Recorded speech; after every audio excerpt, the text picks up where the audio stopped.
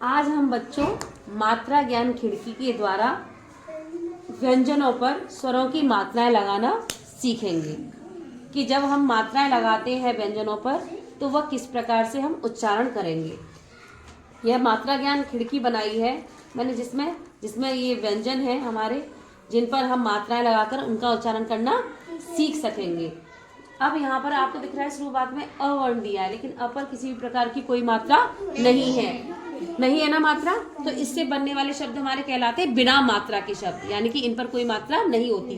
काव्या, क्या मुझे अ वर्ण से बनने वाले शब्द बता सकते हो जिन पे मात्राएं नहीं लगी होती? बताइए। शाबाश। तो ये तो हमारे बिना मात्रा के शब्द हो गए। अब यहाँ से क्या है, हम इस खिड़की की सहायता से मात्राएं लगाना सीख सकेंगे। जैसे ये व्यंजन मैंने हाथ में ले रखे हैं, क है, ख है, घ है, ग है, इसी प्रकार सारे व्यंजनों पे हम मात्रा लगाना यहाँ पर सीख सकते हैं। अब यहाँ पर क्या है, मैंने कौन सा व्यंजन ले रखा है इनमें से? क व्यंजन हमने लास्ट में यहाँ पर लगा दिया। लगाने के बाद में क्या है, हमने मात्राओं की खिड़की का इस्तेमाल इस पर किया है। यहाँ पर आ है, आ की मात्रा जब हम क पर लगाते हैं तो किस प्रकार की ध्वनि आती है? जैसे आप बताओ सुमित्रा, किस प्रकार की ध्वनि आएगी जब क पर आ की मात्रा? का। ठीक है, इसी प्रकार जब ई की मात्रा हम क पर लगाएंगे तो ध्वनि आएगी की। और जब हम क पर ई की मात्रा लगाएंगे तो ध्वनि करेगा की। ठीक है, और जब हम क पर उ की मात्रा लगाते हैं तो वो को। और जब हमने क पर ऊ की मात्रा लगाई तब कैसी ध्वनि आएगी? शाबाश। यानी कि जब हम छोटा बड़ा कहते हैं ना अधिकतर कि छोटा ऊ, बड़ा ऊ या छोटी बड़ी, तो वह नहीं बोलना है हमें क्या कहना है कि अपने मुंह को छोटा बड़ा करके उस मात्रा का ज्ञान कराना। जैसे कि क पर उ की मात्रा आई तो कु, और जब वहीं पर ऊ की मात्रा आई तब कू। तो इस तरह से हमें साफ उच्चारण करना है।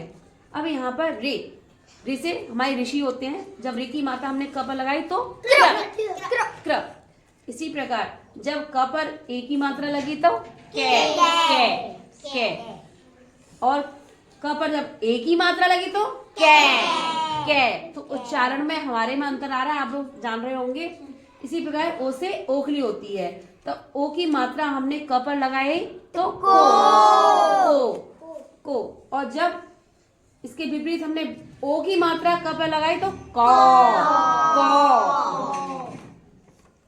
अब हमारा अ से अंगूर आपने खूब मजे से पढ़ा है, ठीक है। तो जब क पर हम अंग की बिंदी लगा देंगे तो क्या होगा? कंग।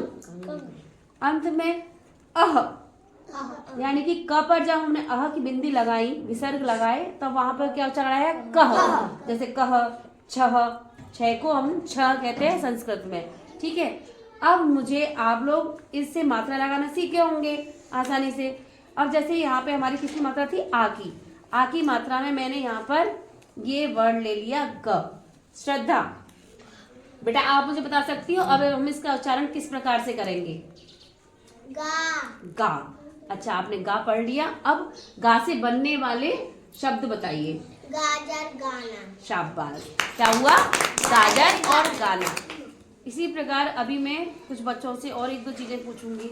जैसे ये किसकी मात्रा है? ई की। तो यहाँ पे क पे जब लगी थी तो क्या साउंड आ रही थी हमारी? ई। लेकिन जब मैं इसको ख पर इस्तेमाल करूं तो इसकी अंशिका क्या आवाज आएगी? कैसे बोलोगी? खी। तो खी से बनने वाले और शब्द आप बता सकते हो मुझे बेटा? खीर, खीरा।